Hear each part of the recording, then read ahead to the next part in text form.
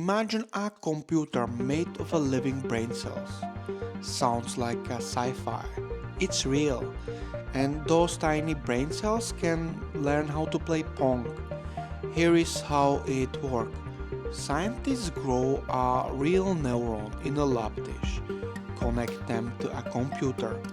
The neurons send a signal.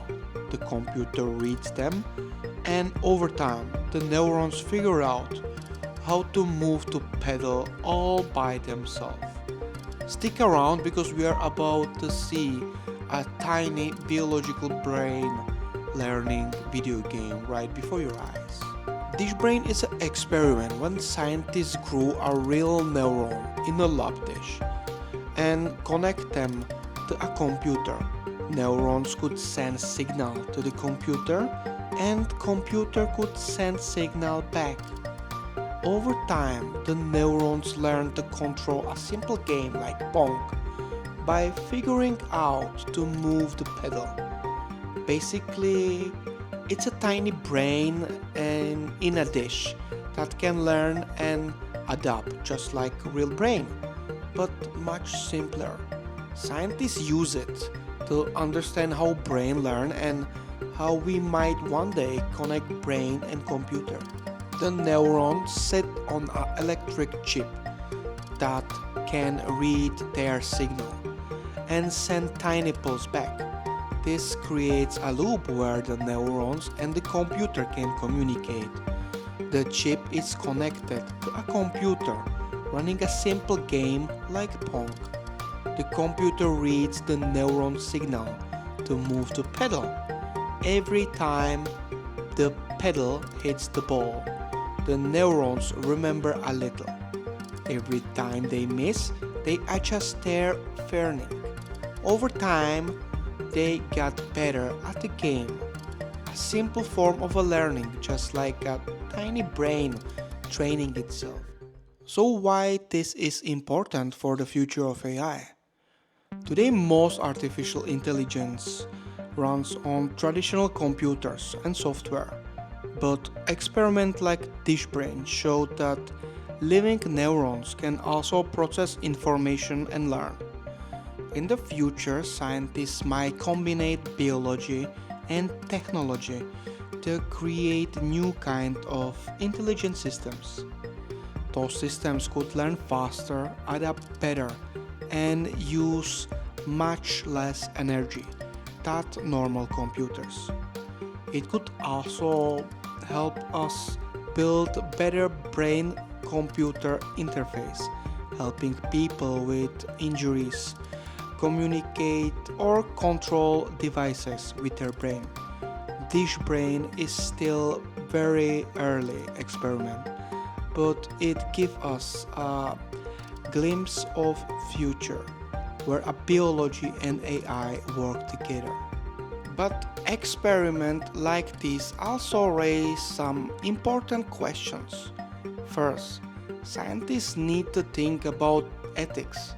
Those are living brain cells, so researchers must be careful about how they are used and studied.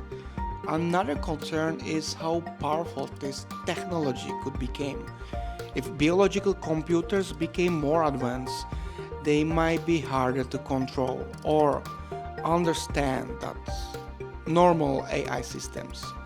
There are also questions about safety and regulations. New technologies that combine biology and computers will need clear rules to make sure they are used responsibly. Right now, this brain is a very small and early experiment, but as this technology grows, scientists will need to make sure it is developed carefully and it's developed safely. Scientists can grow tiny pieces of brain tissue in a lab. Those are called brain organoids. They are very small, about the size of a pie. They are not full human brains, and they cannot think like people. But they can help scientists understand how brain works. One important use is studying diseases.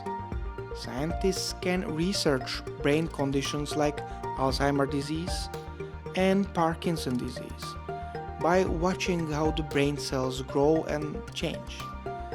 Researchers can learn more about those illnesses and how to treat them. Another use is testing medicine. Scientists can try new drugs on those mini brains first and see if it works and if it's safe. Scientists are also studying how brain cells can connect to computers in an experiment called dish brain.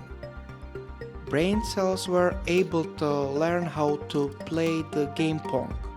In the future, this technology might become even more advanced. One day, brain cells might help control machines or computers. For example, they could control mechanical arms, legs, or other parts that act like a human body. This could help people who lose movement. Scientists also hope this research could help repair brain damage from injuries or a stroke. Even though this research is exciting, scientists must be very careful.